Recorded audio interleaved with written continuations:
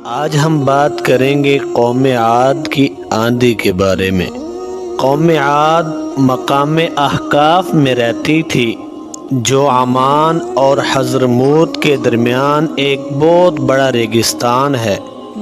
ان کے مرث اعلیٰ کا نام عاد بن اوس بن ارم بن سام بن نوح ہے۔ پوری قوم کو لوگ ان کے مرث اعلیٰ عاد کے نام سے پکارنے لگے۔ اسی وجہ سے اس قوم کو قوم عاد کہا جانے لگا۔ یہ لوگ بت پرست اور بہت ہی بد اعمال اور بد کردار تھے۔ اللہ تعالی نے اپنے پیغمبر حضرت ہود علیہ السلام کو ان لوگوں کی ہدایت کے لیے بھیجا، مگر اس قوم نے اپنے تکبر اور سرکشی کی وجہ سے حضرت ہود علیہ السلام کو جھٹلا دیا اور اپنے کفر پر اڑے رہے۔ حضرت ہود علیہ السلام بار بار ان سرکشوں کو عذاب الہی سے ڈراتے رہے، مگر اس شریر قوم نے نہایت ہی بے باکی اور گستاخی کے ساتھ اپنے نبی سے یہ کہہ دیا، جس کو قرآن مجید میں یوں بیان کیا گیا: کیا تم ہمارے پاس اس لیے آئے ہو کہ ہم ایک اللہ کو پوجیں اور جن کو ہمارے باپ اور دادا پوجتے تھے انہیں چھوڑ دیں؟ تو تم لاؤ جس کا ہمیں وعدہ دے رہے ہو اگر تم سچے ہو۔ ناظرین، جس وقت قوم عاد عذاب الہی کی طرف جلدی کرنے لگی تو آخر عذاب الہی کی جھلکیاں شروع ہو گئیں۔ 3 سال تک بارش نہیں ہوئی اور ہر طرف قحط خشک سالی کا دورہ ہو گیا، یہاں تک کہ لوگ اناج کے دانے دانے کو ترس گئے۔ اس زمین کا دستور تھا کہ جب کوئی بلا اور مصیبت اترتی تو لوگ مکہ معظمہ جا کر خانہ کعبہ میں دعائیں مانگتے تھے، جس کی وجہ سے بلائیں ٹل جاتی تھیں۔ چنانچہ ایک جماعت مکہ معظمہ گئی۔ اس جماعت میں مرثد بن سعد نامی ایک شخص بھی تھا جو مومن تھا، مگر اپنے ایمان کو قوم سے چھپائے ہوئے تھا۔ جب ان لوگوں نے کعبہ معظمہ میں دعا مانگنی شروع کی تو مرثد بن سعد کا ایمانی جذبہ بیدار ہو گیا اور اس نے تڑپ کر کہا کہ اے میری قوم، تم لاکھ دعائیں مانگو مگر خدا کی قسم اس وقت تک پانی نہیں برسے گا جب تک تم اپنے نبی حضرت ہود علیہ السلام پر ایمان نہ لے آؤ گے۔ حضرت مرثد بن سعد نے جب اپنا ایمان ظاہر کر دیا تو قوم عاد کے شریروں نے ان کو مار پیٹ کر الگ کر دیا اور دعائیں مانگنے لگے۔ اس وقت اللہ تعالی نے 3 بدلیاں بھیجی، ایک سفید، ایک سرخ، ایک سیاہ، اور آسمان سے ایک آواز آئی کہ اے قوم عاد، تم لوگ اپنی قوم کے لیے ان 3 بدلیوں میں سے ایک بدلی کو پسند کر لو۔ ان لوگوں نے کالی بدلی کو پسند کر لیا اور یہ لوگ اس خیال میں مگن تھے کہ کالی بدلی خوب زیادہ بارش کر دے گی۔ چنانچہ وہ سیاہ بادل قوم عاد کی آبادیوں کی طرف چل پڑا۔ قوم عاد کے لوگ کالی بدلی کو دیکھ کر بہت ہی خوش ہوئے۔ حضرت ہود علیہ السلام نے فرمایا، اے میری قوم، دیکھ لو عذاب الہی ابر کی صورت میں تمہاری طرف بڑھ رہا ہے، مگر قوم کے گستاخوں نے اپنے نبی کو جھٹلا دیا اور کہا کہ کہاں کا عذاب اور کیسا عذاب، یہ تو بادل ہیں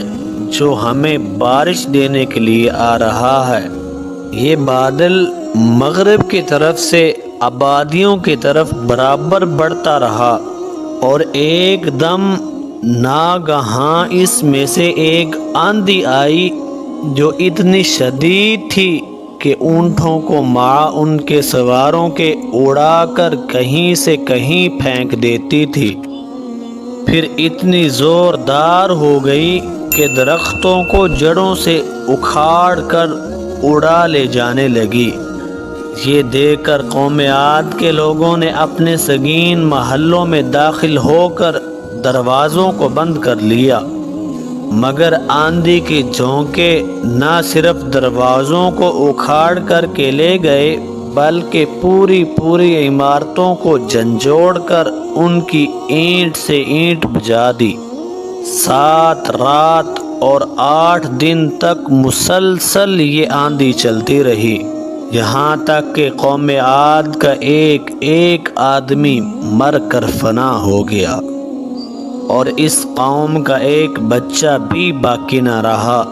جب آندھی ختم ہوئی تو ان کی لمبی لمبی لاشیں زمین پر اس طرح پڑی ہوئی تھیں کہ جس طرح کھجوروں کے درخت اکھڑ کر زمین پر پڑے ہوئے ہوں۔ چنانچہ ارشاد ربانی ہے کہ جس کا ترجمہ ہے اور رہے عاد تو وہ ہلاک کیے گئے، نہایت سخت گرجتی آندھی سے وہ ان پر قوت سے لگا دی گئی۔ 7 راتیں اور 8 دن تو ان لوگوں کو بکھرے ہوئے دیکھو گویا وہ کھجور کے گرے ہوئے درخت ہیں، تو تم ان میں سے کسی کو بچا ہوا دیکھ رہے ہو؟ پھر قدرت خداوندی سے کالے رنگ کے پرندوں کا ایک غول نمودار ہوا، جنہوں نے ان کی لاشوں کو اٹھا کر سمندر میں پھینک دیا، اور حضرت ہود علیہ السلام نے اسی بستی کو چھوڑ دیا اور چند مومنین کو جو ایمان لائے تھے ساتھ لے کر مکہ شریف چلے گئے، اور آخری زندگی تک بیت اللہ شریف میں عبادت کرتے رہے۔ ناظرین، قرآن کریم کے اس دردناک واقعہ سے یہ سبق ملتا ہے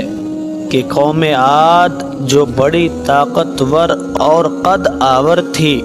اور ان لوگوں کی مالی خوشحالی بھی نہایت مستحکم تھی، کیونکہ لہلہاتی کھیتیاں اور ہرے بھرے باغات ان کے پاس موجود تھے۔